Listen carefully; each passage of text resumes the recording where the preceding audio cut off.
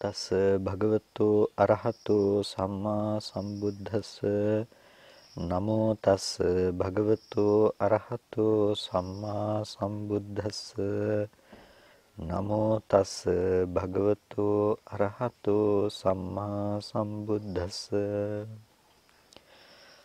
ශ්‍රද්ධා සම්පන්න කාරුණික පින්නතුනි හැමදිනම උතුම් සද්ධර්ම ශ්‍රවණයට සූදානම් වන මොහොත අපි දිගින් දිගටම සාකච්ඡා කරගෙන ආවේ පටිසම්භිදා මග්ග ප්‍රකරණයට අදාළව ඒ තෙසැත්තෑ ඥානයන් පිළිබඳව. තෙසැත්තෑ ඥානයන්ගේ එන උද්‍යව්‍ය ඥානය එහෙමත් නැතිනම් බොහෝ දෙනෙකුට විපස්සනාව වඩන කොටත් ඒ විපස්සනාව සිදු කිරීම සඳහා අවශ්‍ය වෙන කාරණා සමුදායක් අපි ඒ ඔස්සේ සාකච්ඡා කරන්නට යෙදුනේ. ඉතින් විපස්සනාව කියලා කියන්නේ අපි විශිෂ්ටාර්ථයෙන් එහෙමත් නැතිනම් ඒ දකින මනා වූ දර්ශනයක්නේ. ඒ විදර්ශනා භූමිය පුහුදුන් චිත්තසංතානයක් හිමි කෙනෙකු විසිනුත් ඒ වගේම ආර්ය චිත්තසංතානයක් හිමි කෙනෙකු විසිනුත් දියුණු කරන දෙයක්. එතකොට සමහර වෙලාවට ඒ කාරණාව සිහිපත් කරන්නට යෙදුනේ ඇතැම් විටක අද සමාජය තුළ සමහර අය පැහැදිලි කරනවා මේ පෘථග්ජනයන් සඳහා එහෙමත් නැතිනම් සෝතාපට්ටි ඵලයටවත් පත් නොවන අය විසින් මේ විපස්සනා මඟ වඩන්නට පුළුවන් කමක් නැහැ. එහෙමත් නැතිනම් විදර්ශනාව වඩන්නට පුළුවන් කමක් නැහැයි කියලා. ඉතින් ඒක මිත්‍යා ධර්මයක්. අද පෘථග්ජන පුද්ගලයාත් සෝතාපට්ටි ඵලයට පත්වීම සඳහා සෝතාපට්ටි මාර්ගය වැඩිම සඳහා ඒ ස්කන්ධයන්ගේ උදේවැය සම්මර්ෂණය කරනවා. ඒ වගේම ඒ සෝවාන් ආර්යයන් වහන්සේ සකෘදාගාමි ඵලයට පත්වීම පිණිසත් ස්කන්ධයන්ගේ උදේවැය බලනවා. සකෘදාගාමි ආර්යයන් වහන්සේ අනාගාමි ඵලයට පත්වන්නටත් අනාගාමි ආර්යයන් වහන්සේ රහත් භාවයට පත්වන්නටත් අරහතුන් වහන්සේ විසින් ditta dhamma sukha විහරණය සඳහාත් මේ ස්කන්ධ ධර්මයන්ගේ උදේවැය සම්මර්ෂණය කිරීම සිද්ධ කරනවා. එමත් නැතිනම් පෘථග්ජනයා විපස්සනා කිරීම වශයෙන් තියෙනවා. ඒ වගේම සෝවාන් සකුදාගාමි අනාගාමි ආර්යයන් වහන්සේලාගේ විපස්සනා නුවණක් ගැන අපිට කතා කරන්නට පුළුවන්කම තියෙනවා. රහතන් වහන්සේ ditta dhamma sukha විහරණය සඳහා පවත්වන මානසිකාර්යය පිළිබඳවත් අපිට කතා කරන්න පුළුවන්කම තිබෙනවා. ඉතින් මේ විපස්සනා ඥානය මේ ස්කන්ධ ධර්මයන් පිළිබඳව පවත්වන ආකාරය පිළිබඳව තමයි අප සාකච්ඡා කරන්නට යෙදුනේ. ඉතින් ඒ විදිහටම ඒ ඥාතට්ඨේන ඥානං පජානනට්ඨේන පඤ්ඤා දැනගැනීම වශයෙන් ඥානයත් ප්‍රජානන අර්ථයෙන් ප්‍රඥාවත් කියන කාරණාවන් අපි එතනදී පැහැදිලි කරගත්තා. එතකොට ඒ මූලික වශයෙන්ම කතා කරනකොට රූපස්කන්ධෝ රූපස්කන්ධය ආහාර සමුදයෝ ආහාර සමුදය කොට පවතින දෙයක්. ඒ වගේම වේදනා සංඥා සංඛාරා තයෝ කන්දා පස්ස සමුදයා වේදනා සංඥා සංඛාර කියන මේ තුන් ස්කන්ධයන් පස්ස සමුදයයි. ඒ කියන්නේ ස්පර්ශ සමුදය කොට පවතින දෙයක්. ඒ වගේම විඥාණය නාම රූප සමුදයයි. විඥාණය කියන එක නාමය සහ රූපය සමුදය කොට පවතින ධර්මයක්. මෙන්න මේ විදිහට තමයි භාග්‍යවතුන් වහන්සේ පැහැදිලි කරන්නේ. රූපස්කන්ධය ආහාර සමුදය කොට පවතින දෙයක්. ඒ වගේම වේදනා සංඥා සංඛාර කියන මේ ස්කන්ධ ධර්මයන් පස්ස සමුදය කොටයි පවතින්නේ. විඥානය කියන එක නාම රූප සමුදය කොටගෙන. ඒකට මේ වර්තමාන ආහාරය ඇසුරු කරගෙන තමයි රූපස්කන්ධයේ පැනවීම කරන්නට පුළුවන්කම තියෙන්නේ. ඒ කියන්නේ කබලින්කාර ආහාරය ඇති කල්හි කබලින්කාර ආහාර ප්‍රත්‍යයෙන් තමයි අපිට මේ රූපස්කන්ධයේ පැනවීම සිද්ධ කරන්නට පුළුවන්කම තියෙන්නේ. එතකොට ඒ ඇහැ ආදී ප්‍රසාද රූපයන්, සෝතය ආදී ප්‍රසාද රූපයන් සකස් කරන්නට හේතු වෙන දෙයක් තමයි කබලින්කාර ආහාර ප්‍රත්‍ය කියලා කියන්නේ. එතකොට මේ කබලින්කාර ආහාරය ඕජට්ඨමකං රූපකලාපං ආහාරතිති ආහාරෝ ඕජාව 8 වෙනි කොට ඇති ඒ රූපකලාප ගෙනෙන නිසා තමයි ආහාර කියලා කියන්නේ. එනේ පඨවි ආපෝ තේජෝ වායෝ වර්ණ ගන්ධ රස ඕජා කියන මේ ස්වභාවයන්.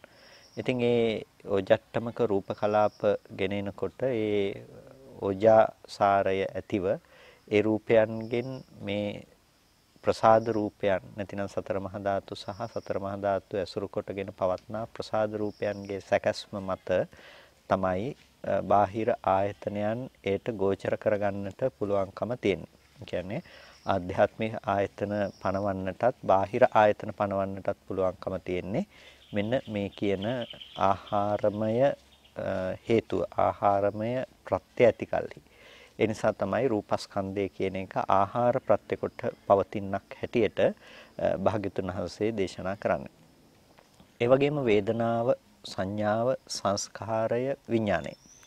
වේදනාව විඳිනකම, ඒ වගේම එතනදී සංඥාව හඳුනනකම, ඒ වගේම සංස්කාරය එතන පවත්නා චේතනාව කියන එක මේ ධර්මතා තුනම නැතිනම් මේ ස්කන්ධ තුනම පවත්වන්නේ පස්ස මූලිකව. පස්ස මූලිකව කියලා කියන්නේ ස්පර්ශය මුල් කොට.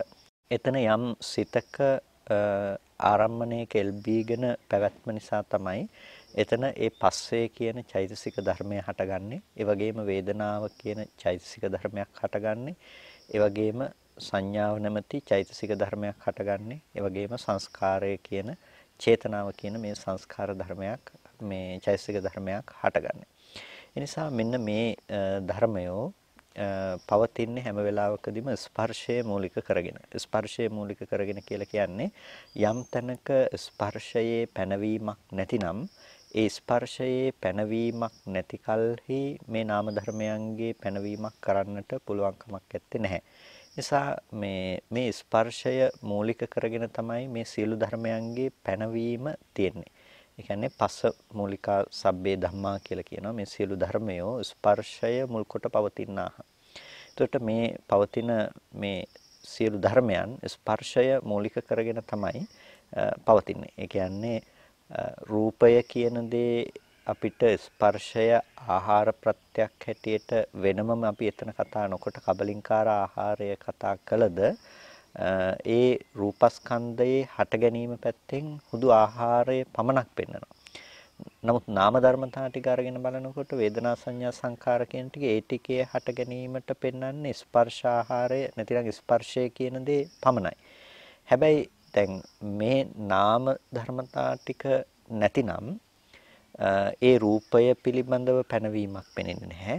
ඒ වගේම රූපය කියන ධර්මතා ටික නැතිනම් නාමය කියන දේ පැනවීමක් පෙනෙන්නේ නැහැ. එතකොට මේ නාම ධර්මතා ටික සහ රූප ධර්මතා ටික එකම කාරණාව සඳහා වැය වුණු ධර්මතා ටිකක්. එතකොට රූපය කියන එක විදිහකින් ප්‍රත්‍ය වෙලා තියෙනවා මේ නාම ධර්මතා ටිකේ පැවැත්ම. නාමය කියන එක ප්‍රත්‍ය වෙලා තියෙනවා නැතිනම් නාම ටික හේතු වෙලා තියෙනවා ඒ රූපේ කියන ධර්මයේ පැවැත්මට. එතකොට මෙන්න මේ අන්‍යෝන්‍ය වශයෙන් මේ ධර්මයන්ට කරන ලද සහයෝගීතාවයක් දකින්නට පුළුවන්කම තියෙනවා. ඉතින් පින්නතුනේ මේ කාරණාව අපි බොහොම පටලවා නොගෙන තේරුම් ගත යුතු කාරණාවක්. මොකද බුදුදහම තුළ විවිධ න්‍යායන්ගෙන් මේ කාරණාව පිළිබඳව විස්තර කරනවා. එතනදී මේ හඳුන්වන්නට යෙදෙන්නේ මේ විඳලා ඊට පස්සේ හඳුනලා ඊට පස්සේ වෙනමම හිතලා ඊට පස්සේ දැනගන්නවා කියන ක්‍රියාවලියක් පිළිබඳව නෙමෙයි මේ එක සිතක පවතින ධර්මතා ටිකක් තමයි මෙතනදී මේ සාකච්ඡා කරන්නේ. ඒ කියන්නේ ස්පර්ශය යම් තැනක තියෙනවා නම් ස්පර්ශයේ තියෙන තැනම වේදනාවක් පවතිනවා, වේදනාව පවතින තැනම සංඥාවක් පවතිනවා, සංඥාව පවතින තැනම චේතනාවක් පවතිනවා. එතකොට මේ ධර්මයන් එක තැනක එකට හටගෙන පවතින ධර්මයෝ. නමුත් මේ ධර්මයන්ගේ කෘත්‍ය නානත්වයක් තියෙනවා.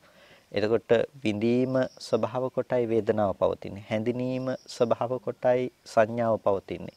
ඒ වගේම සිතීම මුල් කරගෙනයි ඒ චේතනාව කියන දේ පවතින්නේ. එතකොට මේ විදිහට ඒ ධර්මයන්ගේ තමන් සිදු කරන කාර්යයක් තියෙනවා. එතකොට ඒ එක සිතක එකට හටගත්ත ධර්මයන් වුණත් ඔවුනොවුන් විසින් සිද්ධ කරපු ඒ ලක්ෂණය වෙනස් නිසා තමයි ඒ කාරණාව ඒ විදිහට කතා කරන්නේ. එතකොට සිතක් විදිහට ගත්තාම එක හිතක ඔය කියන ස්පර්ශය, වේදනාව, සංඥාව, චේතනාව ආදී ඔය ලක්ෂණයන් පවතිනවා. චක්කු විඥානය කියලා කියන්නේ චක්කු විඥාන සිත කියලා කියන්නේ රූපය දැන ගැනීම සඳහා වැය වූ සිතක්. එතකොට මේ රූපය දැනගන්නවා කියනකොට අපි මීට පෙර කතා කරලා තියෙනවා ඒ විභංග ප්‍රකරණේ ඥාන විභංගය ආදී ඇසුරු කරගෙන පටිසම්භිදා මග්ග ප්‍රකරණේම මේ පොතේම අපිට ඉදිරියේදීත් ලැබෙනවා. ඒ චර්යා නානත් ඥානය ආදී දේවල් අපි කතා කරනකොට ඒ චක්කු විඥාණය කියලා කියන්නේ කිසිම ආකාරයකින් කිසිදු දෙයක් දැනගන්නට පුළුවන්. ඒ කියන්නේ රූපය ආත්මවත් කොට හෝ මේ අම්මා තාත්තා හෝ කෙලෙස් වශයෙන් දැනගන්න සිතක් නෙමෙයි. රූපේ දැනගන්නා වූ ඒ සිත අබිනිපාත මාත්‍රය පමණක් දැනගන්නා වූ සිතක්. එහෙම නැතිනම් වර්ණ රූපය ඇසට පතිත වූ බව පමණක් දැන ගැනීම සඳහා වැය වෙන සිතක් තමයි චක්කු විඥාන සිත කියලා කියන්නේ. ඒක කර්ම සිතක් නෙමෙයි. ඒක විපාක සිතක්. එතකොට මේ විපාක සිතේ ස්වභාවය තමයි ඒ රූපයන් දර්ශනය කිරීම. එහෙමත් නැතිනම් දර්ශන කෘත්‍ය කියලා අපි ඒකට හඳුන්වනවා. එතකොට රූප පෙනෙන බව පනවන්නේ අන්න ඒ විඥානන කෘත්‍ය තියෙන තැනක. එතකොට ඒක එක හිතක් විදිහට ගත්තාම අපි ඒකට කියනවා චක්කු විඥාන සිත කියලා. ඒතකොට දැන් මේ චක්කු විඥාන සිතට රූපය කියන එක ප්‍රත්‍ය වෙලා තියෙනවා. රූපය සකස් වෙලා තියෙන ආහාර ප්‍රත්‍ය නිසායි. එතකොට රූපය කියන දේ මේ නාම ධර්මතා ටිකේ පැවැත්මට ග්‍රහණය වෙලා තියෙනවා. නැතිනම් නාම ධර්මතා ටිකෙන් ඔසවා තබලා තියෙන්නේ මේ රූපාරම්මණය කියන දේ. එතකොට ඒ රූපයේහි සිදු වුණ ස්පර්ශය පිළිබඳව තමයි මේ අනික් ධර්මතා ටික එතන හටගත්තේ. එතකොට මේ කාරණාවේදී අපි මීට පෙර අවස්ථා දෙකකදී මේ කාරණාව පිළිබඳව ආකාර දෙකකට විග්‍රහ කරලා තියෙනවා. එතකොට ආකාර දෙකකට විග්‍රහ කරලා තියෙනවා කියන එකෙන් අදහස් කළේ එක තැනකදී අපි කිව්වා මේක ඇතුලේ වෙන වෙනම දකින්න එපා මේ ධර්මයන්ගේ පුරේජාත බව සහ පච්චාජාත බව මේ සිදුවීම ඇතුලේ දකින්න එපා කියලා. ඊට පස්සේ තව තැනකදී අපි කිව්වා ඇස කියන එක පුරේජාතයි රූපේ කියන එක පුරේජාතයි ඒ වගේම චක්කු විඥානය කියන එක පච්චාජාතයි කියලා. එතකොට ඇහැ රූප හටගත්ත තැනක තමයි චක්කු විඥානය කියන එකෙන් විඥානන කෘත්‍ය කළේ කියලා. එතකොට මේ කාරණා දෙක අපි මේ දෙවිධයකට විස්තර කළත් මේ කතා කළේ එකම સિદ્ધාන්තය පිළිබඳව. ඒ කියන්නේ ඇහැට රූපයක් පෙන්ලා රූපේ පිළිබඳව දැනගන්නවා කියන අවස්ථාවේදී ඒ දැනගැනීම කියන දේ නැතිනම් ඇහැ රූප කියන ධර්මයන්ගේ පැනවීම කරන්නේ නැහැ. එතකොට ඒ දැනගැනීම ඇති කල්හිම තමයි ඇසයයි පැනවීමක් කරන්න පුළුවන්කම තියෙන්නේ රූපයයි පැනවීමක් කරන්න පුළුවන්කම තියෙන්නේ. එහෙම නැතිනම් ඒ ඇහැ රූප දැනගන්න මට්ටමේ සිතක පහළවීමක් නැතිනම් ඒ සිතක පහළවීමක් නැති තැනක ඒ රූපය විඥානනය කරන්නට පුළුවන් හත්වෙනි විඥානයක් කාටවත් ඇත්තේ නැහැ. චක්කු විඥාණයෙන්ම තමයි මේ රූපේ විඥානනය කරන්නට අවශ්‍ය. ඒ නිසා තමයි ඒකේ පෙරපසු බව හොයන්නට එපා කියන කාරණාව මතක් කළේ. නමුත් අපි ඒකේ ආයුෂය සහ ඒ කාරණාවන්ගේ හට ගැනීම පැත්ත ගැන බලනකොට අපිට වෙනමම අපි කතා කළා ඇහැ රූප ආදී ධර්මයන්ගේ පෙර පුරේජාතව හට ගන්න ආකාරයත් ඒ වගේම චක්කු විඥානය එතනට පස්සේ යෙදෙන ආකාරය කියන්නේ ඇසට වර්ණ සටහන පතිත වීම උනාට පස්සේ ඒ ඇසුරු කරගෙන ඊට පස්සේ ඒ එතනට සිත යොමු වුණ කල්හි තමයි මේ තුන්දෙනාගේ එකතුවක් කියන කාරණාව සිද්ධ වෙන්නේ කියලා. එතකොට මෙන්න මේ විදිහට එතනදී තිබුණ කාරණා දෙකක්. ඒ තමයි රූපය සහ නාම ධර්මයන්ගේ පැනවීම. රූපයේ පැනවීමත් නාම ධර්මයන්ගේ පැනවීමත් කියන මේ කාරණා දෙකම ඇති කල්හි තමයි අපිට රූපයක් දැනගන්නට පුළුවන්කම තියෙන්නේ. රූපයක් දැනගන්නට පුළුවන්කම තියෙනවා කියලා කියන්නේ අපිට මේ විඥානන කෘත්‍යයක් එතන පවතින්න පුළුවන්කම තියෙන්නේ මේ ධර්මතා දෙකම පවතින තැනක. එතකොට අන්න ඒ නිසා තමයි රූපය කියන එක ආහාර ප්‍රත්‍යයෙන් හටගත්ත දෙයක්. ඒ වගේම නාම ධර්මතා ටික කියන එක ස්පර්ශ ප්‍රත්‍යයෙන් හටගත්ත දෙයක් කියලා දැක්කුවේ. එතකොට දැන් මේ ස්පර්ශය මූලික කරගෙන නාම ධර්මතා ටික පැවතුනත් මෙතන විඥානනයේ පිළිබඳව දක්වනකොට ඒක ස්පර්ශය කියන්නේ නැහැ. ඒකට කියන්නේ නාම රූප ප්‍රත්‍යයෙන් ස්පර්ශය සිද්ධ වෙනවා කියලා.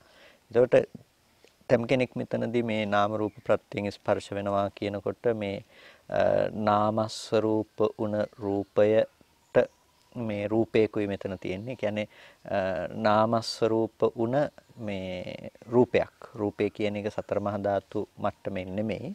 නාමස්වරූප උන රූපයක්. ඒක නාම මාත්‍රිකව අපි ඔසවා තබන රූපයක්. ඒක අදිවචන සම්පස්සයෙන් යෙදිලා අපි අම්මා තාත්තා ආදී අදිවචනයන් ඒකට කියලා අදිවචන සම්පස්සේ කියන කාරණාව නාම ධර්මයන්ගේ ස්පර්ශය කියන තැනින් නොගෙන ඒ අදිවචන කියන වචන වාච්‍යාර්ථය අරගෙන එතනදී කෙනෙක් හිතනවා මේ අම්මා තාත්තා ගෙවල් දොරවල් ආදී ලෙස අපි ඒකට පාවිච්චි කරන දේ අදිවචන කියන්නේ කියලා. ඊට පස්සේ මේ අදිවචනය කියන මේ කාරණා ටිකත් එකතු කරගෙන දක්වනවා මේ නාමය සහ මේ රූපයේ පැවැත්ම මත තමයි මේ විඥාණය පවතින්නේ. නාමස්වරූප රූපයත් ඒ වගේම නාම ධර්මතා ටිකත් නිසා මේ විඥාණය හට ගන්නවා කියලා.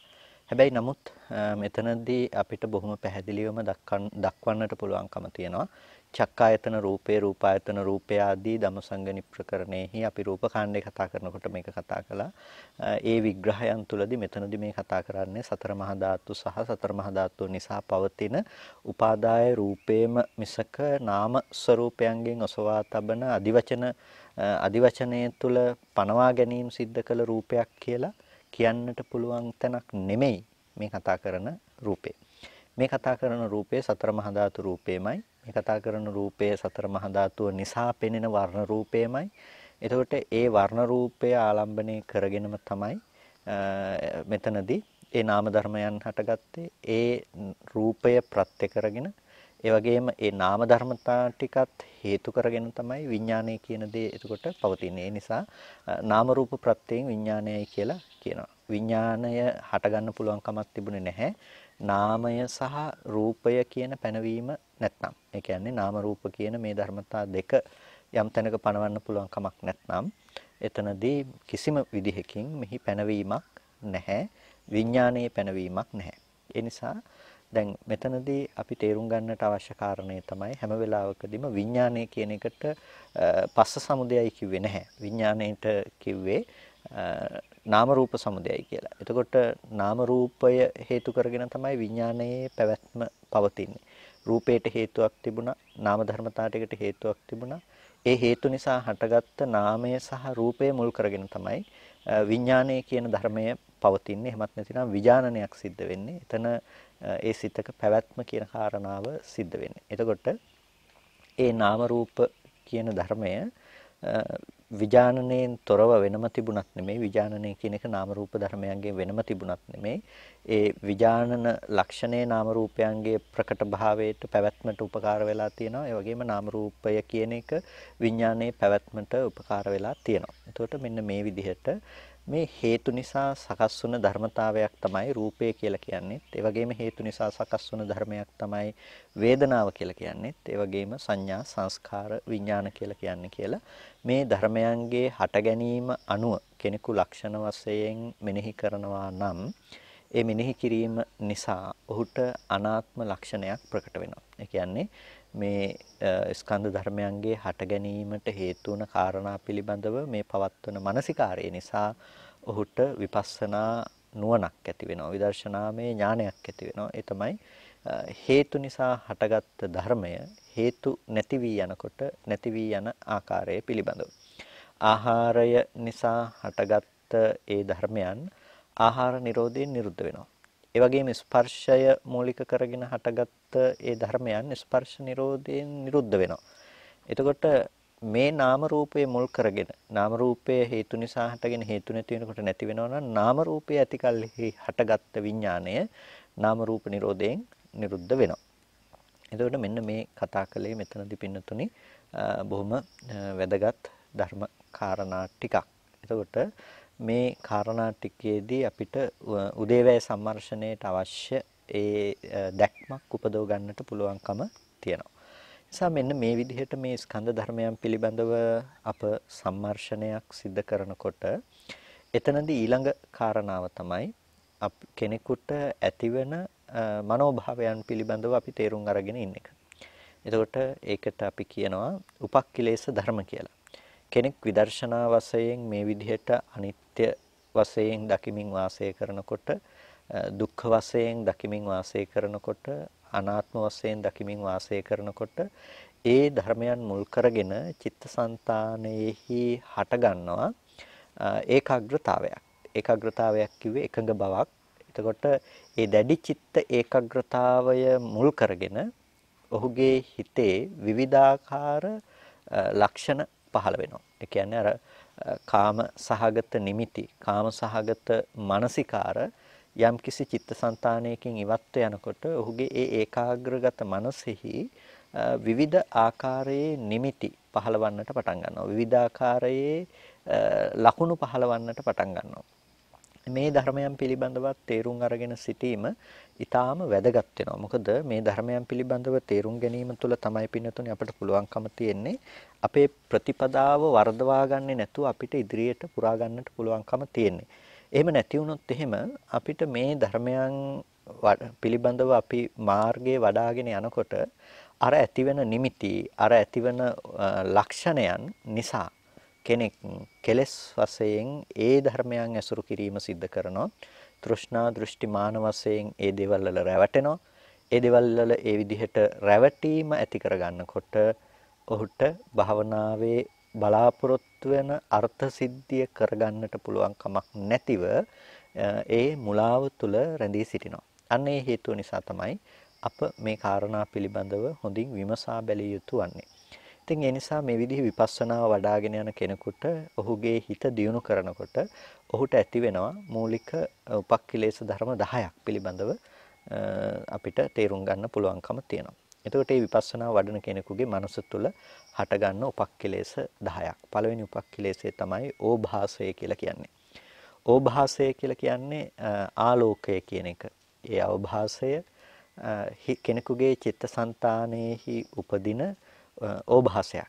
එතකොට ඒ ප්‍රඥා ඕභාසය කෙනෙකුට පතුරවන්නට පුළුවන්කම තියෙනවා. ඒ ප්‍රඥා ඕභාසය පැතිරවීම තුළ ඔහුගේ වාසය කිරීම එහෙමත් නැතිනම් ඒ ඔස්සේ ඔහුගේ මනස මෙහෙවීම තුළ විවිධාකාර දේ දර්ශනය කරන්නටත් පුළුවන්කම තියෙනවා. මේක හිතේ ඇතිවන දැඩි ඒකාග්‍රතාවය නිසා ඇති කරගන්න ඕභාසයක්. එතකොට කෙනකෙනාට විවිධ ස්වરૂප ලෙස මේ ඕභාසය කියන දේ වැටහෙනවා. එතකොට එක උදාහරණ කතාවක් දැක්වෙනවා. සිතුල්පව්වේ වාසය කරපු එක්තරා භික්ෂුන් වහන්සේ නමක්, භික්ෂුන් වහන්සේලා දෙනමක් එක අවස්ථාවකදී රාත්‍රී වේලාවක ඊටමත් දැඩි අන්ධකාර රාත්‍රියක් තිබුණ වෙලාවක උන්වහන්සේලා දෙනමගෙන් එක භික්ෂුන් වහන්සේ නමක් කියනවා මට මහා සෑ මළුවේ තියෙන මල්ලාසනයන්ගේ තියෙන පංචවිධ වර්ණයන්ගෙන් යුක්ත මල් දකින්නට පුළුවන් කියලා. මේ ඊටාම අන්ධකාර වෙලාවක. එතකොට අනිත් තෙරුන් වහන්සේ කියනවා "ඇවැත්නි ඔය මේ මහා සෑ මළුවේ තියෙන පස්වනක් මල් නම් කුමක්ද? මට මහා සාගරයේ යොදුනක් තැන් පමණ ප්‍රමාණයට එහා ඉන්න මස් කැස්බන් ප්‍රමාණයක් බොහෝ මස් කැස්බන් ප්‍රමාණයක් දකින්න පුළුවන්කම තියෙනවා. මාළු සහ කැස්බෑවන් දකින්නට පුළුවන්කම තිබෙනවාය කියලා. ඉතින් ආවර්ජනා කිරීම වශයෙන් යම්කිසි ආකාරයකට හිත දියුණු කරපු උත්තමයන් වහන්සේලාට අන්න ඒ විදිහට දකින්නට පුළුවන්කම තියෙනවා. ඒ ඕභාසය මූලික කරගෙන. නමුත් මේ ඕභාසය චිත්ත උපක්ඛිලේශ ධර්මයක්. මේකට දක්වනවා විපස්සනා උපක්ඛිලේශ ධර්මයක් හැටියට.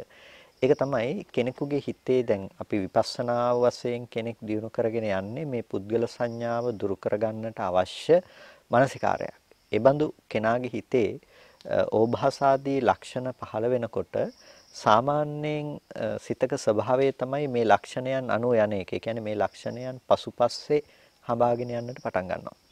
අන්න මේ ලක්ෂණයන් පසුපස්සේ හඹාගෙන යනකොට සිද්ධවන දේ තමයි ඔහුගේ චිත්ත ඒකාග්‍රතාවයේ ක්‍රමක්‍රමයෙන් පිරෙහෙන්නට පටන් ගන්නවා.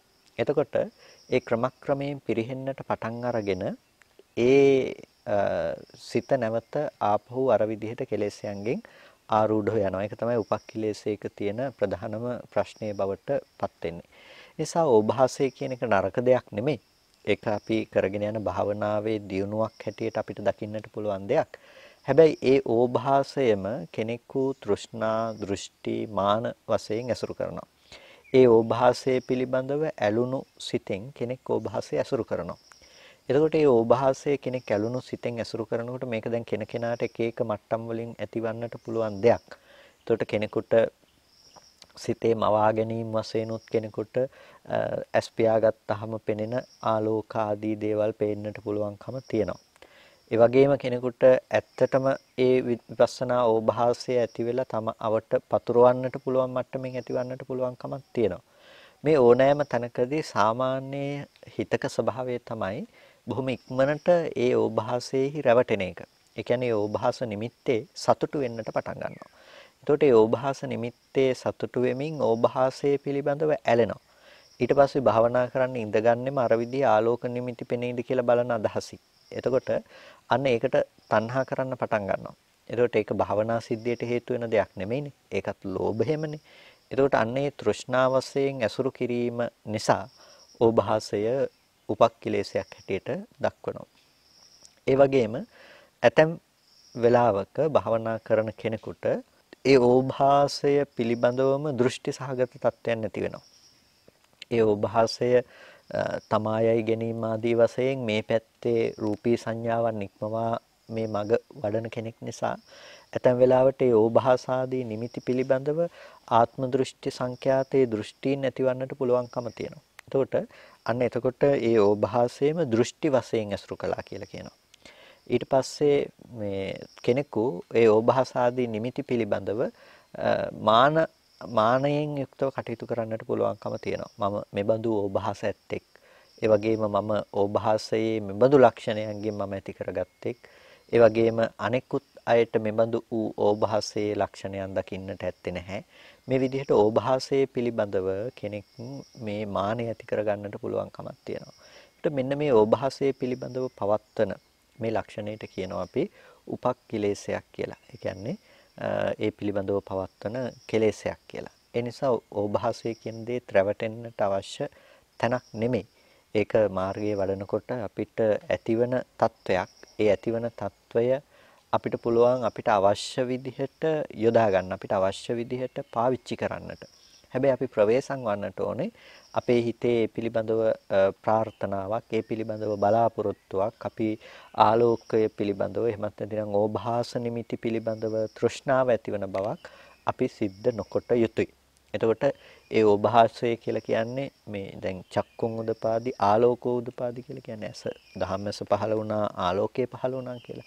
එතකොට අන්නේ ආලෝකයේ පහළ වීම කියන එක නෙමෙයි මේ කතා කරන ඕභාසය කියලා කියන්නේ. මේක ඒකාග්‍රතාවය නිසා ඇති කරගත්ත ඕභාසයක්.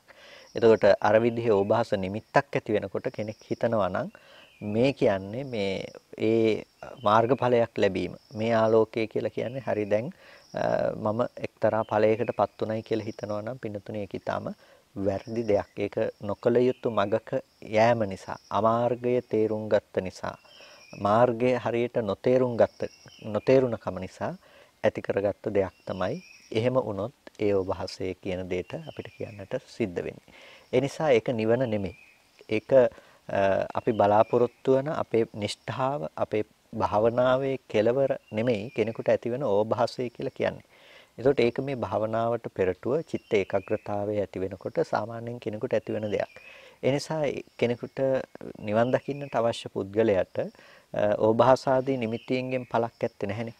ඒ ඕභාසාදී නිමිති නොසලකා හරිමින් ඔහුට පුළුවන් ඔහු කරන ඒ භාවනා මග පූර්ණේ කරගන්නට ඔහුට පුළුවන්කම තියෙනවා. ඒ නිසා මේ ඕභාසය ආදී දේවල් පිළිබඳව අපි නුවණින්ම කල්පනා කරන්නට අවශ්‍යයි.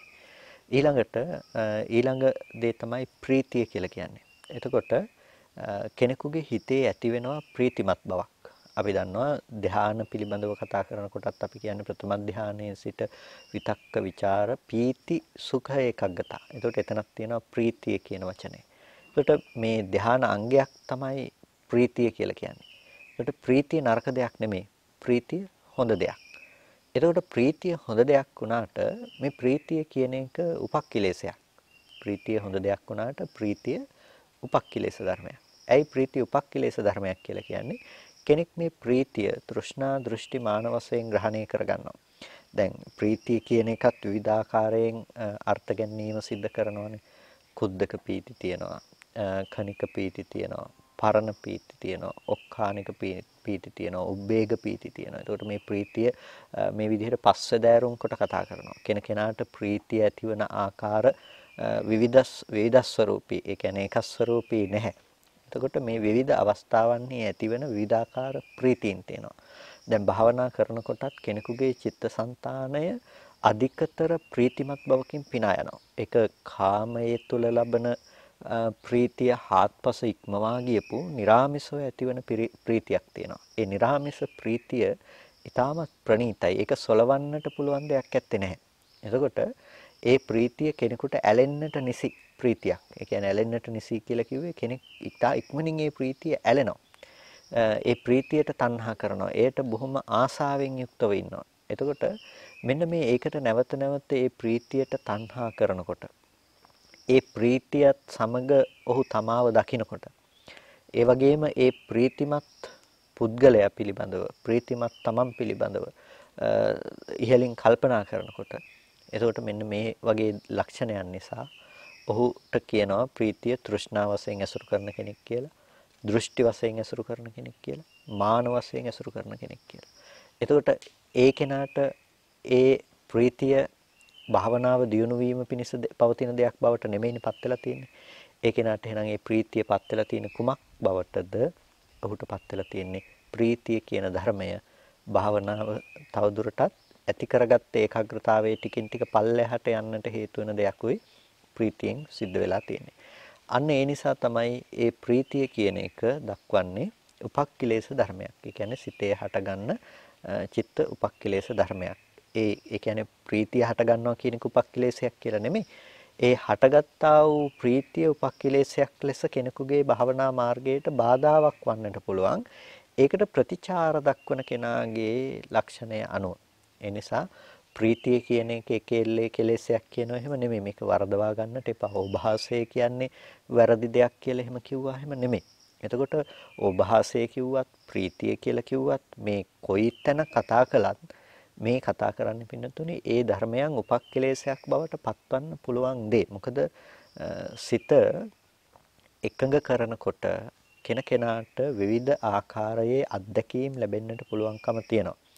වඩාත් නිමිති ග්‍රහණය කරගෙන නිමිති ඔස්සේම ජීවත් වෙන කෙනෙකුට ඒ නිමිතිවල නිස්සාරත්වය ප්‍රකට කරලා දෙනකොට ඒ නිමිති පදනම් විරහිත බව පෙන්වා දෙනකොට ඒ නිමිති හටගෙන ඉතුරු නැතු නැති වෙන ධර්ම විදිහට පෙන්වා දෙනකොට ඒ සිතේ හටගන්නවා ඒ සිතේ තේරුම් යනවා ශුන්්‍යත ලක්ෂණයක්. ඒ කියන්නේ අර නිමිති ධර්මයන්ගෙන් හිස්සන බවක් තියෙන්නට තියෙනවා. මොකද ඔහුට නිමිති අනුනිමිති වශයෙන් ග්‍රහණය කරන්නට සාස්වතයේ තුල පිහිටි ධර්මයන් ඔහුට ලෝකේ හම්බ වෙන්නේ නැහැ. අන්න ඒ හමු නොවනකොට තමයි පින්නතුනි ඒ කෙනාගේ සිත ඒකාග්‍රගතයි කියලා කියන්නේ සැරිසරන්නට නිමිති නැති වෙන නිසා. අන්න එහෙම වෙනකොට ඒ කෙනාගේ හිතේ අර විවිධ ලක්ෂණ උපදින්නට පටන් ගන්නවා. අන්න ඒ ලක්ෂණයන්ගේ කෙනා බොහොම මුලාවටපත් වෙනවා. ඒකයි අර අපි සමාධීන් පිළිබඳව කතා කරනකොට හිත සමාධිමත් කිරීම අපි හරි ප්‍රඥාවකින් කරන්නට ඕන දෙයක් කියලා කිව්වේ. එහෙම නැතිනම් අපි වැරදි විදිහට හිතේ සමාධිය උපදිනකොට අපේ සිතේ වෙන නිමිති අනිකුත් බාහිරින් ගන්න නිමිති නැති වෙනකොට සිද්ධ කරන දේ තමයි ඒ චිත්ත පරිවිතර්කයන්. හිතේ ඇති කරගන්න විතර්කයන් අපිට ඇතැම් වෙලාවකට මැවිලා පේන්නට පටන් ගන්නවා. ඒවා යථාර්ථයක් ලෙස අපි සංජානනය කරනවා. අපි දැන් හීනයක් දැක්කහම හීනේ දකින වෙලාවට අපිට හීනය යථාර්ථයක් ලෙස දැනෙන්නේ. එතකොට ඒ හීනේ යථාර්ථයක් ලෙස දැනෙනකොට ඒක හීනේ ඇත්තටම සිද්ධ වෙන දෙයක් හැටියට අපි විඳින බව තියනවානේ.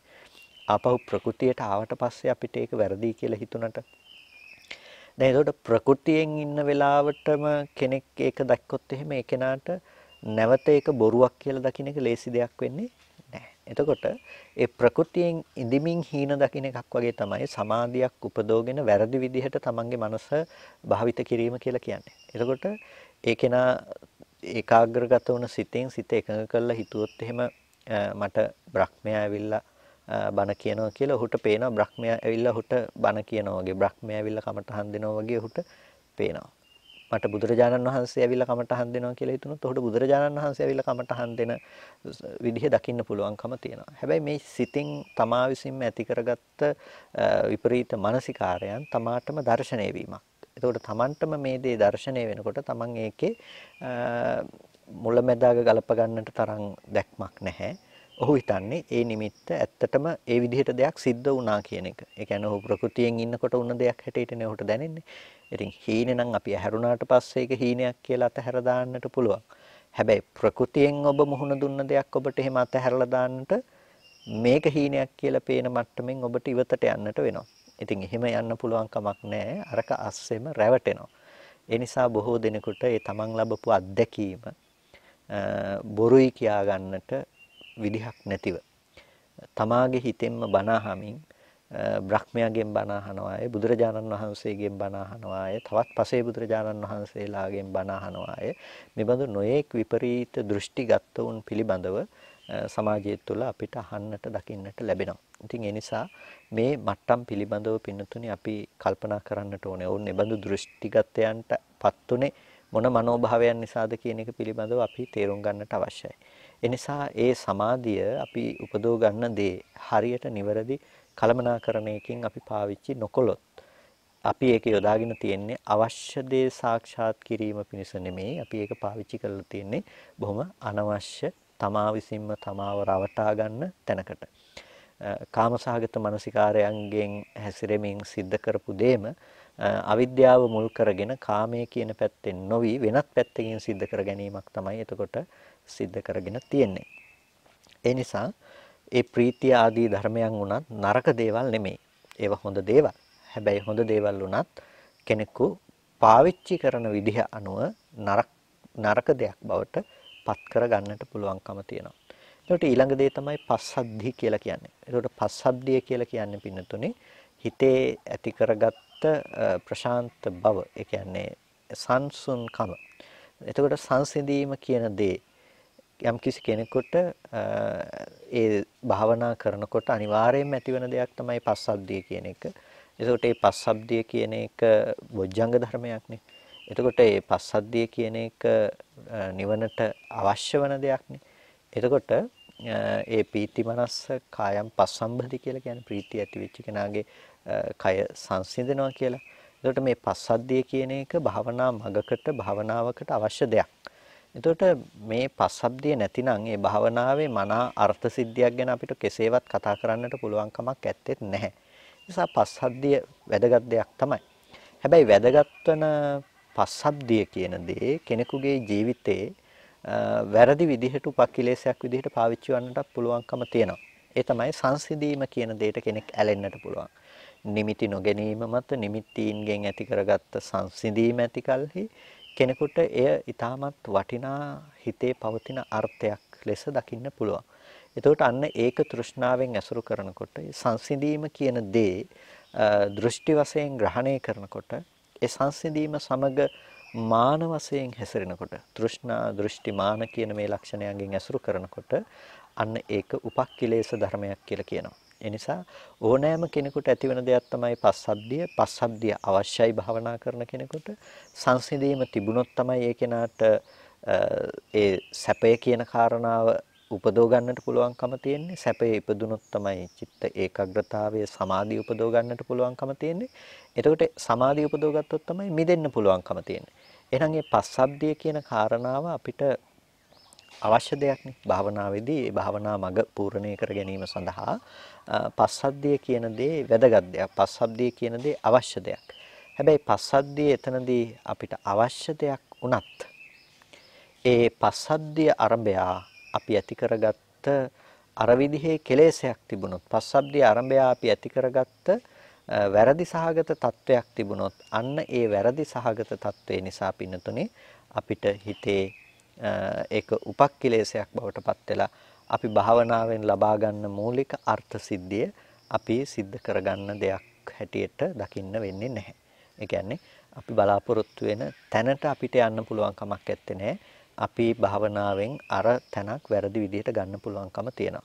ඒ වගේම හිතේ පස්සද්ධිය කියලා කියන්නේ ඊටමත් වැදගත් තැනක්. පස්සද්ධිය සමග කෙනෙකුගේ චිත්තසංතානයේහි ඒ කෙලෙස් ධර්මයන් නොපෙනෙන මට්ටමකට ඇතිවන සංසිඳීමක් තියෙනවා. ඒ සංසිඳීම නිසා තමයි ඔහුට සැපය කියන දේ දැනෙන්නට පටන් ගන්න. එතකොට ඒ කෙලෙස් ධර්මයන් නැති ඒ උතුම් සංසිඳීම ඔහු වැරදි විදිහට පාවිච්චි වෙන්නට පුළුවන්කම තියෙනවා. මේ කෙලෙස් ධර්මයන් සංසිඳිලා ගිහිල්ලා දැන් මම උපදෝගත්තා හොඳ මාර්ගඵල මට්ටමක්. නැතිනම් මම උපදෝගත්තා හොඳ තැනක් කියලා කෙනෙක් වැරදි විදිහට දකින්නට පුළුවන්කම තියෙනවා. අන්න ඒ නිසා අපි මේ පස්සද්ධිය කියන එක පිළිබඳවත් අපි උපක්ඛිලේශයක් හැටියට කතා කරනවා. උපක්ඛිලේශයක් හැටියට මේකෙන් කතා කරන එකෙන් අදහස් කරන්නේ පස්සද්ධිය වැරදි කියලා නෙමෙයි. පස්සද්ධිය පිළිබඳව කෙනෙක් හිතේ ඇති කරගන්න තණ්හාව වැරදි කියලා. පස්සද්ධිය මුල් කරගෙන පවත්නා දෘෂ්ටිය වැරදි කියලා. පස්සද්ධිය මුල් කොටගෙන පවත්නා ඒ මානය වැරදි කියලා.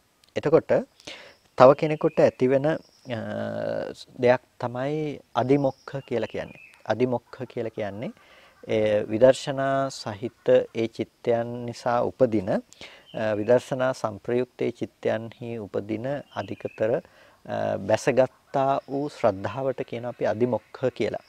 එතකොට ඒ බලවත් ශ්‍රද්ධාව නිසා කෙනෙකු පත්වන්නට පුළුවන්කමක් තියෙනවා වැරදි තත්වයකට. දැන් අදිමොක්ඛ කියලා කියන්නේ නරක දෙයක් නෙමෙයි. අදිමොක්ඛ කියන දේ අනිවාර්යෙන් ඇතිවන දෙයක්. විදර්ශනාවක් වඩන කෙනෙකුට හිතේ ඇතිවන දැඩි ප්‍රීතියක් තියෙනවා. ඒ ප්‍රීතිය මුල් කරගත්ත පස්සද්ධියක් තියෙනවා.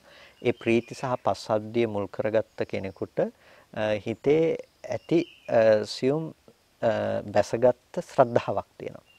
එතකොට අන්නේ බලවත් ශ්‍රද්ධාවට අපි හඳුන්වනවා අදිමොක්ඛ කියන වචනේ. හැබැයි මේ අදිමොක්ඛ කියන වචනය වැරදි දෙයක් නෙමෙයි. අදිමොක්ඛ කියන වචනය අපිට අවශ්‍ය දෙයක් අදිමොක්ඛය. අදිමොක්ඛය කොතෙක් අවශ්‍ය දෙයක් වුණත් ඒ අදිමොක්ඛය කෙනෙක් තෘෂ්ණා දෘෂ්ටි මාන වශයෙන් ග්‍රහණය කරගන්නකොට ඔහුට කියනවා උපක්ඛිලේශයකට හසු වුණා කියලා. ඒ නිසා ඒ ඇති කරගත්තා වූ ශ්‍රද්ධාව අපිට ඒ විදිහටම ඒ හිතේ ඇති කරගත්ත බැසගත්ත ස්වභාවයම අපිට පවත්වාගෙන යන්නට සිද්ධ වෙනවා අපේ කර්මස්ථානයේ පිළිබඳව. එහෙම නැතිනම් අපේ මානසිකාර විදිය මේ විදිහට පවත්වාගෙන යෑම තුළ. එහෙම නැතිනම් ඒකට අපි නැඹුරු වෙන්න ගියාට පස්සේ අපි පවත්වන මානසිකාරයෙන් අපි ඉවතට ගිහිල්ලා අපි දකින උද්‍යව්‍ය ඥාණයෙන් අපි එහාට ගිහිල්ලා අපි පටන් ගත්තොත් එහෙම වෙන වෙන දේවල් කරන්නට අන්න එතකොට අර අදිමොක්ඛයත් නැති වෙලා යනවා. අපි ඉපදුණු හිතේ සමාධිමත් බවත් ටිකෙන් ටික ඉවත්ව යන්නට පටන් ගන්නවා. ඒ නිසා ඒ අදිමොක්ඛය කියන එකත් අපිට අත්‍යවශ්‍ය දෙයක් තමයි. කෙනෙකු භාවනා කරනකොට ඒ වැරදීමක් බවට පත් වෙන්නේ යම් කිසි කෙනෙක් එය ඇසුරු කරන විදිය අනුව. ඊට පස්සේ අනෙක් කාරණාව තමයි පග්‍රහය කියලා කියන්නේ. පග්‍රහය කියලා කියන්නේ හිත ඔසවා තැබීම කියන එක.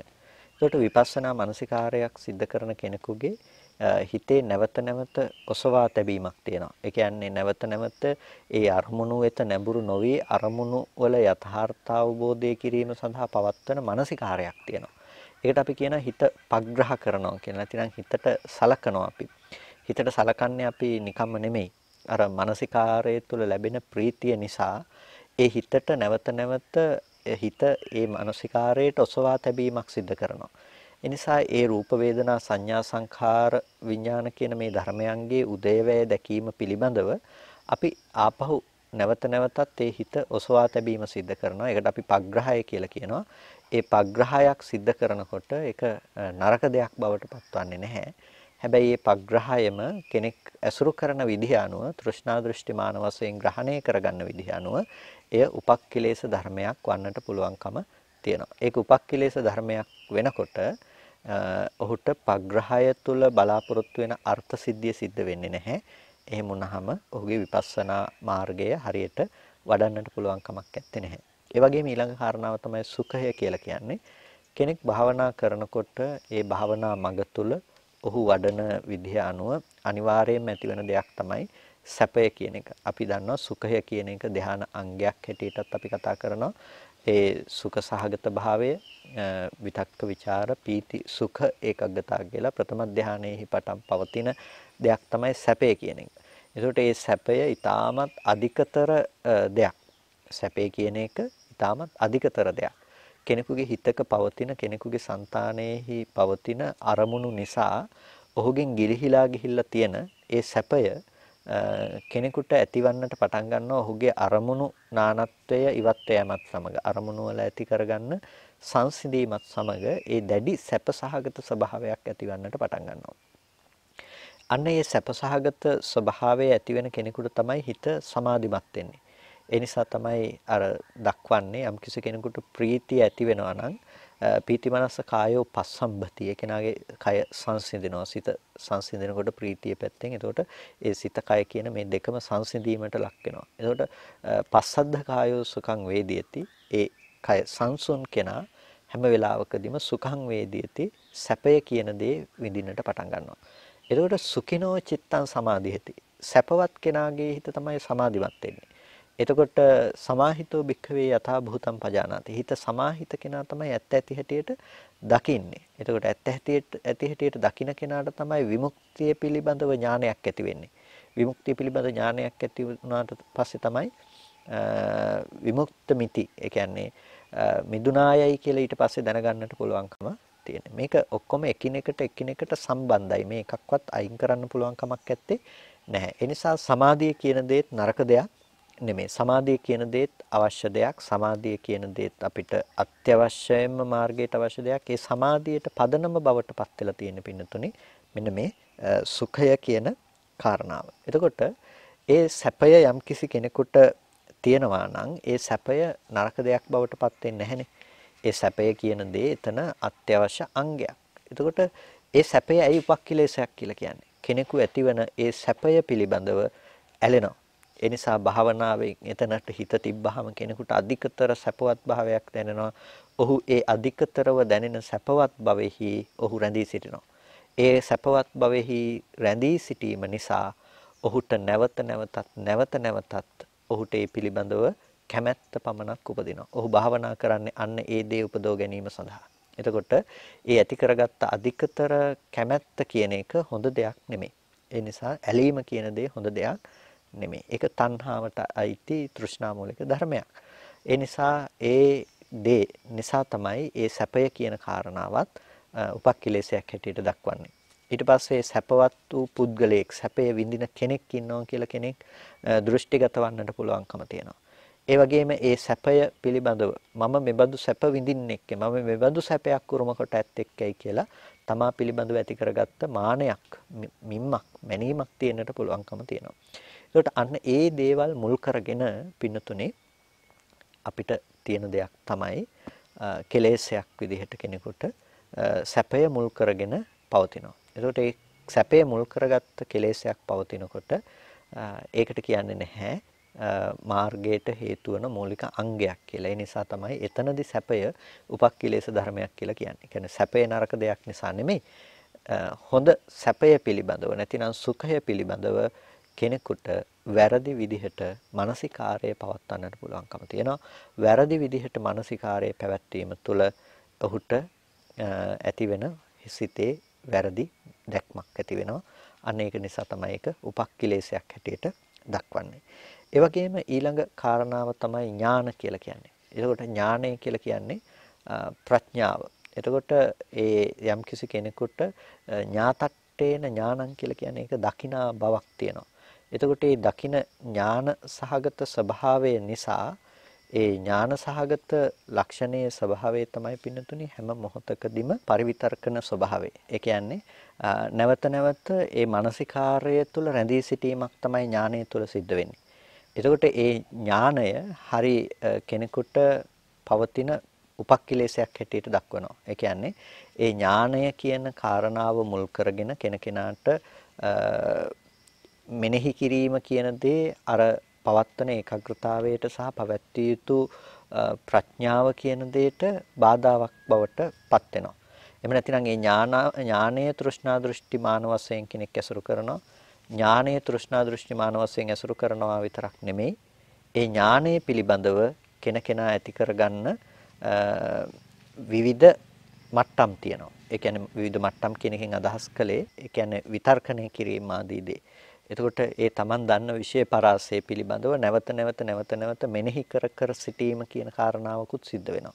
එතකොට මෙන්න මේ ලක්ෂණයන් නිසා මේ ඥානය කියන දේ තෘෂ්ණා දෘෂ්ටි මාන වශයෙන් ඇසුරු කරන්නට පුළුවන්කම තියෙන නිසාත් අර විදිහේ දෙයක් තුළ අර භාවනාවේ මූලික අර්ථ සාධනයට හානි පමනවාගත හැකි වීම නිසාත් ඥානය කියන දෙයට උපක්ඛිලේශයක් කියලා දක්වනවා. ඥානය හොඳ දෙයක්. හොඳ යහපත් දෙයක් වන ඥානය විපස්සනා උපක්ඛිලේශයක් ලෙස හඳුන්වනවා අර වැරදි විදිහට පාවිච්චි කිරීම කියන කාරණාව මුල් කරගෙන. ඊට පස්සේ උප ဋ ාණ කියලා කියනවා සතියට. සතිය කියලා කියන්නේ සිහිය කියන දෙයට. එතකොට මේ උප ဋ ාණ කියන සිහිය යම් කිසි කෙනෙකුට උපක්ඛිලේශ ධර්මයක් හැටියට පත්වන්නට පුළුවන්.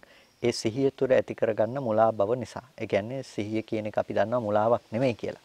නමුත් සිහිය මුලාවක් නොවුනට සිහිය පිළිබඳව කෙනෙකුට තෘෂ්ණා දෘෂ්ටි මාන වශයෙන් ඇසුරු වීම පිළිබඳව සිහියක් නැති වෙනකොට ඒ සතිමත් භාවයේ පිළිබඳව සතිමත් තමාව නිර්මාණය කරගන්නකොට ඒකට ඇලුම් කරනකොට ඒකට තණ්හා කරනකොට ඒ වගේම ඒ සතිමත් බව පිළිබඳව කෙනෙක් ඇති කරගත්ත මම හොඳට සිහිය වඩපු කෙනෙක් කියලා ඇති කරගත්ත මාන සහගත ස්වභාවයක් තියෙනකොට මෙන්න මේ තෘෂ්ණා දෘෂ්ටි මාන වශයෙන් ඒ ඇසුරු කරගනු ලබන අවස්ථාවන්හිදී ඒකට කියනවා උපක්ඛිලේශ ධර්මයක් බවට පත් වෙනවායි කියලා. ඒ නිසා සිහිය නැතිනම් උපස්ථානය ඒ පිහිටි විදර්ශනා චිත්තය පිළිබඳව පවත්තන සිහිය අත්‍යවශ්‍ය දෙයක්. ඒ නැත්තම් මාර්ගය වඩන්න පුළුවන් කමක් නැත්තේ නෑ. හැබැයි ඒ පවත්තන සිහිය පිළිබඳවම කෙනෙකුට වැරදි විදිහට මානසිකාරයේ පවත්තලා ඒ උපක්ඛිලේශ ධර්මයක් බවට පත් කරගන්නට පුළුවන්කම තියෙනවා. ඒ නිසායි අප ඒකෙන් පරිස්සම් වන්නට ඕන වෙන්නේ. එතකොට ඒ විදිහට උපස්ථානයේ වගේම ඊළඟ කෙනෙකුට ඇතිවෙන දේ තමයි උපේක්ෂාව කියන එක. උපේක්ෂාව කියලා කියන්නේ සිතේ ඇති කරගත්ත අපේක්ෂා විරහිතව ඇති කරගත්ත සංසිඳීමක් සමග ඇතිවෙන දෙයක්. අන්න ඒ උපේක්ෂා සහගත ස්වභාවය විදර්ශනා චිත්තයක ලැබෙන දෙයක්. ඒ විදර්ශනා චිත්තයක ලැබෙන විපස්සනා උපේක්ෂාව අනිවාර්යෙන් ලැබිය යුතු දෙයක්. හැබැයි උපේක්ෂා සහගත බව වැරදි විදිහට මඤ්ඤණා කරනකොට ඒකට කියන අපි උපක්ඛිලේශ ධර්මයක් කියලා. ඒ වගේම ඊළඟ දේ තමයි නිකාන්තිය කියලා කියන්නේ. නිකාන්තිය කියලා කියන්නේ තෘෂ්ණාවක්. ඒ කියන්නේ බැස ගැනීම වශයෙන් ඒකට ඇති කරගත්ත තෘෂ්ණා ලක්ෂණයක්. ඒ කියන්නේ භාවනාව පිළිබඳව විපස්සනාව පිළිබඳව අර මානසිකාරය නිසා කෙනෙකුට උපදින්නට පුළුවන්කම තියෙනවා ඒ නිකාන්ති තණ්හා ලක්ෂණය. එතකොට මේ නිකාන්ති ක්ෂණයෙහි ඇති කරගන්න තෘෂ්ණා ලක්ෂණයක් කෙනෙකුට බාධාවක්. එතකොට මේ කතා කරපු දසවිධ උපක්ඛිලේශ ධර්මයන්ගේ ප්‍රධානම ගැටලුව බවට පත් වෙන්නේ නිකාන්තිය කියන දේ තමයි අකුසලයක් ලෙස දක්වන්නට පුළුවන්කම තියෙන්නේ. එතකොට ඒක අකුසලයක් බවට පත් වෙනකොට අනික් ධර්ම ටික ඒ කියන්නේ අපි කතා කරපු ඕභාසාදී ඒ අනිකුත් කාරණාවන් ටික ඒ ටික කුසල පැත්තට වැටෙන දේවල්. හැබැයි කුසල පැත්තට වැටුණත් අර තෘෂ්ණා දෘෂ්ටි මාන වශයෙන් ඒව නැවත ඇසුරු වෙනකොට පින්නතුනි ඒවත් උපක්ඛිලේශ ගණයට අයිති කරනවා. ඒවා නරක දේවල් නිසා නෙමෙයි. ඒ දේවල් නරක විදිහට පාවිච්චි වෙන නිසා තමයි ඒතන රැවටීම ඇති කරගන්න නිසා තමයි උපක්ඛිලේශ ධර්ම හැටියට කතා කරන්නේ. හැබැයි නිකාන්තිය කියන එක නම් ඒක වැරදි දෙයක්. නැතිනම් ඒක නරක දෙයක්. නැතිනම් ඒක අකුසලයක්. අන්න ඒ නිසා අපිට මේ විදිහට තැන්වලට මේ වගේ වැරදි සහගත තැන්වලටපත් නොවි අපේ විදර්ශනා මානසිකාරයේ පවත්වන්නට අපි දක්ෂ වෙන්නට අවශ්‍යයි. අන්න ඒ විදිහට අපි දක්ෂව මේ කාරණා ටික පිළිබඳව අපේ අවධානය යොමු කළොත් තමයි අපිට භාවනා මාර්ගය අර්ථ සිද්ධි කරගන්නට පුළුවන්කම තියෙන්නේ. නැතිනම් මේ භාවනා මාර්ගයෙන් අපි බලාපොරොත්තු වෙන ප්‍රතිඵලය ලබා ගන්නට අපට පුළුවන්කම තියෙන්නේ. ඒ නිසා මේ කාරණා පිළිබඳව අපි මූලික වශයෙන් අපේ අවධානය යොමු කරන්නට අවශ්‍යයි. ඒ මූලික වශයෙන් අවධානය යොමු කරලා මේ බඳු තැන්වලදී අපේ හිත රැවටෙන්නේ නැති වෙන්නට අපි කොහොමද පවත්වා ගන්නේ කියන කාරණාව පිළිබඳව අපි තේරුම් අරගන්නට ඕනේ. ඒ තේරුම් අර ගැනීම තුළ තමයි අපේ මේ භාවනාව අර්ථ සිද්ධියටපත් කරගන්නට පුළුවන්කම තියෙන්නේ. මේ තුලින් අපි ලබන ප්‍රතිඵලය නිවැරදිව අපිට ලබා ගන්නට පුළුවන්කම තියෙන්නේ. ඒ නිසා මේ කාරණා පිළිබඳව ඔබේ අවධානය අනිවාර්යෙන් යොමු කරන්නටයි කියලා ඔබට බොහොම කල්යාණ මිත්‍ර භාවයෙන් සිහිපත් කරනවා. කල්පනා කරගන්න හැම කෙනෙක්ම අද දවසේදී ධර්ම ශ්‍රවණය කරලා යෝනිසෝ මනසිකාරාදී පවත්තලා බොහොම වටිනා කුසලයක් සිද්ධ කරගන්නට යෙදුනේ. මේ සිද්ධ කරගත්ත සියලු කුසල ධර්මයන් අපි අනුමෝදන් කළ යුතු අයට අනුමෝදන් කරනවා. පළමුවෙන් අපට අර්ථයෙන් ධර්මයෙන් අනුශාසනා කළ අපේ ධර්මාචාර්ය අවසරයි මහාංකඩවල සුදස්සන ස්වාමීන් වහන්සේට, මහාංකඩවල නන්දරත්න ස්වාමීන් වහන්සේට, ස්වාමීන් වහන්සේලා දෙනමතම උතුම් නිවනින් සැනසීම පිණිස මේ කුසලය හේතු පාරමිතාවක්ම වේවා කියලා ප්‍රාර්ථනා කරනවා. ඒ වගේම මේ සියලුම කුසල් අපි සියලු දෙවියන්ටත් අනුමෝදන් කරනවා. ඉෂ්ඨකාරක ස්ථාන අධිග්‍රහිත ආදී සියලු දේවගණ සමූහයා මේ පින් සතුටින් සාදුනාදයෙන් අනුමෝදන් වන ලබත්වා දෙවියන්ට මේ පින් උතුම් නිවනින් සැනසීම පිණිස හේතු පාරමිතාවක්ම වේවා කියලා සාදු කියලා දෙවියන්ට පින් අනුමෝදන් කරන්න. ඒ වගේම අද දවසේදී මේ ධර්මදේශනාවේ දායකත්වයේ දරනවා විභජ්‍යවාද ධර්මදේශනා මගින් ඒ ධර්මය තේරුම් අරගත්ත පිරිසක්, බොහොම කල්යාණ මිත්‍ර පිරිසක්. ඒ පින්වත් පිරිස බලාපොරොත්තු වෙනවා මියගිය ඥාතීන්ට පුණ්‍යානුමෝදනා කරන්නට, දෙපාර්ශ්වයේම මියගිය දෙමව්පියන් ඇතුළු සියලුම ඥාතීන්ට පුණ්‍යානුමෝදනා කරන්නට ඒ පින්වත් පිරිස බලාපොරොත්තු වෙනවා. සිහිපත් කරගන්න. ඒ මිය පරලෝකීය තමන් නමින් මිය ගිහිල්ලා සිටින සියලුම ඥාතීන්ට මේ පින් අපි අනුමෝදන් කරමු. මෙලොව වශයෙන් සාංශාරික වශයෙන් මේ සියලුම ඥාතීන්ට උතුම් නිවනින් සැනසීම පිණිස මේ කුසලය හේතු පාරමිතාවක්ම වේවා කියලා සාදු කියලා පින් අනුමෝදන් කරන්න. ඒ වගේම මේ සිද්ධ කරගත්ත සියලුම කුසල ධර්මයන් බුදුසසුන වෙනුවෙන් කටයුතු කරන සියලුම ස්වාමින්වහන්සේලාටත් අනුමෝදන් කරනවා. ගෞරවනීය ස්වාමින්වහන්සේලාට ශාසන මාර්ග බ්‍රහ්මචර්යාව යෙහෙන් සිද්ධ කරගෙන උතුම් නිවනින් සැනසීම පිණිස හේතු පාරමිතාවක්ම වේවා කියන සත්පුරුෂ ප්‍රාර්ථනාවත් ඒ දායකත්වයේ ගත් ඒ පින්නතුන් ඇති කරගෙන තියෙනවා. ඒ වගේම ඒ දායකත්වයේ දරූ පින්වත් මහත්මයා සහ ඒ මහත්මිය ඇතුළු පවුලේ සියලුම දෙනාටත් නිදුක් නිරෝගී සුවපත් බව චිරජීවනයේ සැලසේවා. හැම දිනාටම කායික මානසික සැනසෙල්ල උදා කරගෙන අමා මහ නිවනින් සැනසීම පිණිස මේ සීල කුසල් හේතු පාරමිතාවක්ම වේවා කියලා සාදු කියලා පින් අනුමෝදන් වන්න. හැම දිනාටම තෙරුවන් සරණයි.